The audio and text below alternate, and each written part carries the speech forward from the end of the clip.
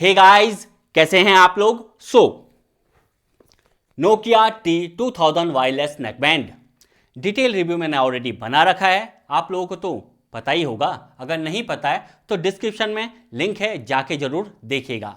उस वाले वीडियो के अंदर में आप में से कई सारे लोगों ने मुझे कमेंट सेक्शन में ये पूछा है कि सर प्लीज प्लीज हमें ये बताइए कि OnePlus bullet wireless Z bass edition की बात कर रहा हूं मैं, और नोकिया T2000 वायरलेस नेकबैंड के बीच में कौन सा बेस्ट है, किसकी परफॉर्मेंस ज़्यादा अच्छी है, किसका जो ऑडियो की परफॉर्मेंस है वो ज़्यादा बेटर है दोस्तों। तो यहाँ पे मैंने उस वाले वीडियो के कमेंट सेक्शन में कईयों को रिप्लाई भी किया है, बट आप में से कई सारे लोग जो है ना कमेंट वगैरह नहीं पढ़ते हैं, तो मैंने भी सोचा कि चलो भाई एक सेपरेट वीडियो बनाया जाए और आप लोगों की इस कंफ्यूजन को पूरी तरीके से क्लियर किया जाए। उस वाले वीडियो में कुछ लोग ऐसे भी थे जिन्होंने ये भी पूछा कि सर प्लीज ये भी बताइएगा कि Oppo Enco M31 जो है वो कैसा है इन दोनों के कंपैरिजन में। तो भाई इस वाले वीडियो के अंदर में, आज के वीडियो में मैं आप लोगों की इसी कंफ्यूजन को दूर करने वाला हूं और पूरी तरीके से मैं आप लोगों को क्लियर कर दूंगा कि आपके लिए कौन सा वाला नेकबैंड बेस्ट रहेगा दोस्तों। गाइज, जैसा कि आप सभी को पता है कि 99% केस में जो है ना, मैं खुद के पैसों से ऑर्डर देके प्रोडक्ट को मंगाता हूं, चाहे वो फ्लिपकार्ट से हो चाहे वो अमेजोन से हो, और 6-7 दिन 8 दिन में उसकी टेस्टिंग वगैरह प्रॉपर तरीके से करता हूं। उसके बाद में इस चैनल पे उसका डिटेल रिव्यू पब्लिश कर देता हूं और आप लोग देख भी लेते हो। बट उसके बाद जो है ना गाइज, मैं उसको जो है ना सेल आउट कर देता हूं। अब चाहे वो OLX पे हो, चाहे वो अपने फ्रेंड सर्कल के अंदर में हो, चाहे अपने ऑफिस के कलीग्स वगैरह को जो है मैं 40-50% डिस्काउंट रेट पे दे देता हूं। अब भाई अगर ना मिले उससे बेटर है 50% तो मिल रहा है, अब उस पैसे से मैं दूसरे प्रोडक्ट को परचेस कर लेता हूं। अब नुकसान तो है ही, अब क्या कर सकते हैं, छोटा सा चैनल है, बड़ी बड़ी कंपनियां जो है रिव्यू यूनिट तो भेजती नहीं। तो भाई आप लोग मुझे जो है ना, मैं इसलिए ये कह रहा हूं क्योंकि इस वक्त फिलहाल मेरे पास सिर्फ नोकिया T2000 वायरलेस नेकबैंड ही है कंपैरिजन करने के लिए। तो आप कमेंट में ये मत बोलना कि भाई आपके पास प्रोडक्ट तो है नहीं और कंपैरिजन आप क्यों कर रहे हो।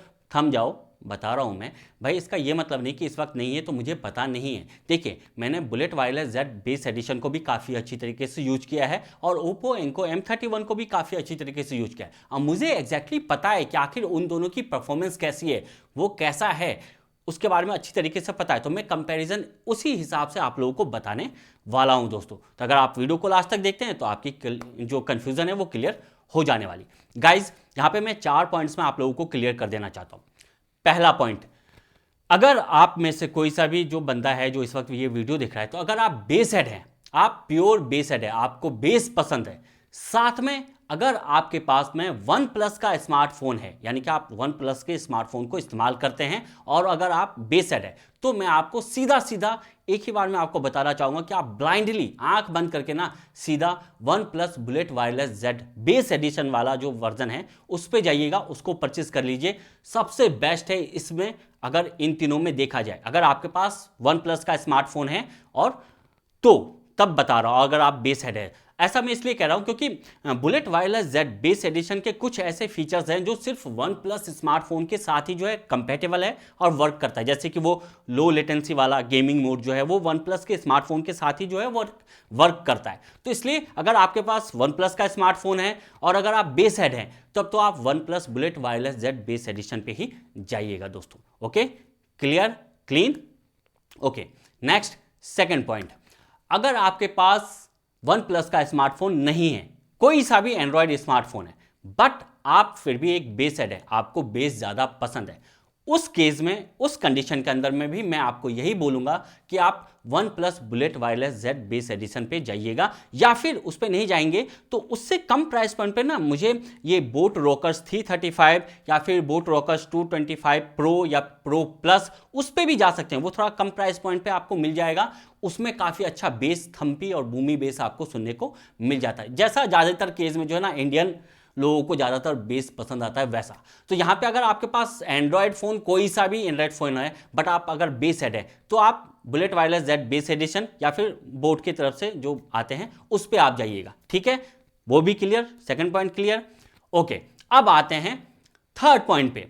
तो गाइज, अगर आपका मेन प्रायोरिटी जो है मेन जो फोकस है, मेन जो डिमांड है वो है सिर्फ और सिर्फ ऑडियो। बाकी का जो सेक्शन है, बाकी का जो डिपार्टमेंट है उससे आपको ज़्यादा कुछ मतलब नहीं है, सिर्फ और सिर्फ आपको ना ऑडियो चाहिए। अच्छा यहाँ पे तो भाई अगर आपका बजट 2000 रुपये तक के प्राइस का है तो मैं यहाँ पे इन तीनों के बीच में सबसे जो बेटर यहाँ पे ऑडियो की परफॉर्मेंस है वो आता है आपका Oppo Enco M31 का। यहाँ पे सोनी LDAC को भी ये सपोर्ट करता है आपका ऑडियो कोडेक को। तो यहाँ पे इसका जो परफॉर्मेंस था ना वो ओवरऑल मुझे काफ़ी ज़्यादा पसंद आया था दोस्तों। इसका जो ऑडियो का जो सिग्नेचर है ना वो काफ़ी ज़्यादा क्लीन, काफ़ी ज़्यादा रिचनेस है इसके ऑडियो के अंदर में। इसका बेस बहुत ज़्यादा बूमी और थम्पी तो नहीं है, बट आपको रिच बेस यहाँ पे सुनने को मिलता है। वोकल्स जो है काफ़ी ज़्यादा यहाँ पे क्लीन है। इंस्ट्रूमेंट जो है, ट्रिवल्स जो है वो काफ़ी ज़्यादा अच्छे से ट्यून अप किया गया है। इंस्ट्रूमेंट की सेपरेशन, मिक्स मैच वहाँ पे नहीं होती। तो यहाँ पे अगर आप प्योरली जाना चाहते हैं ऑडियो की तरफ तो मैं आपको सीधा सीधा रिकमेंड करूंगा कि इन तीनों में से सिर्फ और सिर्फ आप जो है Oppo Enco M31 पे जाइएगा और किसी पे जाने की जरूरत नहीं है, अगर आपका मेन फोकस जो है वो ऑडियो है दोस्तों। ओके, क्लियर थर्ड पॉइंट पे। ओके, अब आते हैं चौथे पॉइंट पे। अगर आप जो है ना आपको सब कुछ चाहिए, थोड़ा थोड़ा कॉम्प्रोमाइज कर सकते हैं बट चाहिए सब कुछ आपको, मतलब ओवरऑल आपको पैकेज चाहिए, तो फिर मैं आपको बोलूंगा कि आप Nokia T2000 वायरलेस नेकबैंड पे आप जाइएगा दोस्तों। गाइस देखिए, मैं ऐसा इसलिए कह रहा हूं कि Nokia T2000 वायरलेस जो नेकबैंड है ना, इसकी अगर आप लुक और डिज़ाइन देखेंगे तो यहाँ पे काफ़ी अच्छा है। और वैसे तीनों नेकबैंड के लुक एंड डिज़ाइन काफ़ी ज़्यादा अच्छा मिल जाता है आपको। तीनों की जो बिल्ड क्वालिटी है ना वो आपको काफ़ी अच्छा यहाँ पे और अच्छी बिल्ड क्वालिटी मिलती है, काफ़ी प्रीमियम सा यहाँ पे आपको तीनों नेकबैंड फील कराता है दोस्तों। और कंफर्ट वाइज भी ठीक है तीनों की तीनों यहाँ पे।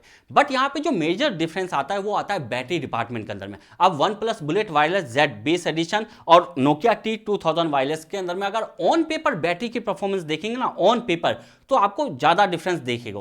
बट रियल लाइफ में, रियल वर्ल्ड में आप यूज़ करेंगे ना 100% वॉल्यूम लेवल पे तो ज़्यादा 1.5 से 2 घंटे का ही डिफरेंस है इन दोनों के बीच में। OnePlus bullet wireless Z bass edition और Nokia T2000 वायरलेस नेकबैंड के बीच में 1.5 से 2 घंटे का ही यहाँ पे डिफरेंस है रियल वर्ल्ड के अंदर में। बाकी ठीक है, तो यहाँ पे दोनों की जो परफॉर्मेंस है ना बैटरी में वो दोनों अच्छी है। हाँ, Oppo Enco M31 का जो रियल वर्ल्ड यूजर्स है ना वो बैटरी परफॉर्मेंस उसकी थोड़ी सी डाउन है यहाँ पे दोस्तों।